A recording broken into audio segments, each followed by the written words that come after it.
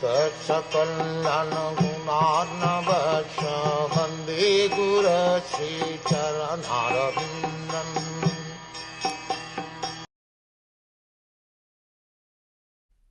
Maharaj Vena went astray from the path of righteousness, and the Brahmins chastised him by the thunderbolt curse.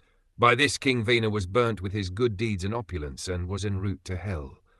The Lord, by his causeless mercy, descended as his son, by the name of Prthu, delivered the condemned King Vena from hell, and exploited the earth by drawing all kinds of crops as produce.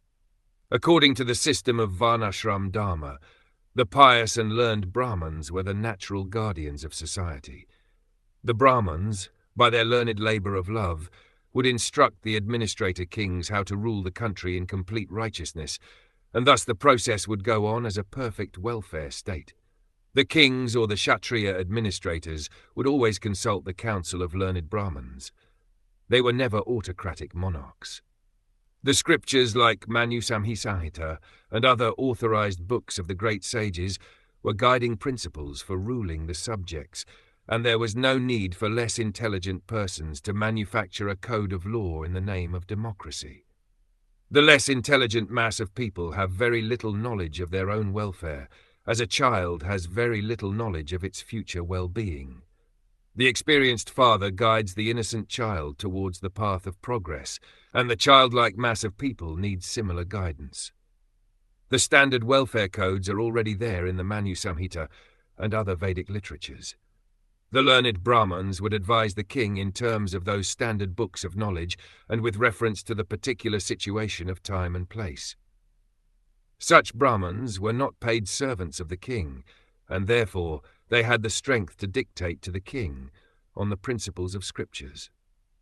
This system continued even up to the time of Maharaj Chandragupta, and the Brahman Chanakya was his unpaid prime minister. Maharaj Vena did not adhere to this principle of ruling, and he disobeyed the learned Brahmins. The broad-minded Brahmins were not self-interested, but looked to the interest of complete welfare for all the subjects. They wanted to chastise King Vena for his misconduct, and so prayed to the Almighty Lord as well as cursed the king.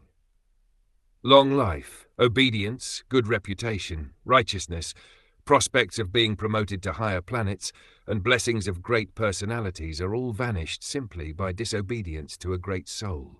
One should strictly try to follow in the footsteps of great souls. Maharaj Vena became a king, undoubtedly due to his past deeds of righteousness, but because he willfully neglected the great souls, he was punished by the loss of all the above-mentioned acquisitions. In the Vaman Puran, the history of Maharaj Vena and his degradation are fully described. When Maharaj Prthu heard about the hellish condition of his father, Vena, who was suffering from leprosy in the family of a Mlecha, he at once brought the former king to Kurukshetra for his purification and relieved him of all sufferings. Maharaj Prthu, the incarnation of God, descended by the prayer of the Brahmins to rectify the disorders on earth. He produced all kinds of crops, but at the same time he performed the duty of a son who delivers his father from hellish conditions. The word putra means one who delivers from hell, called put, that is a worthy son.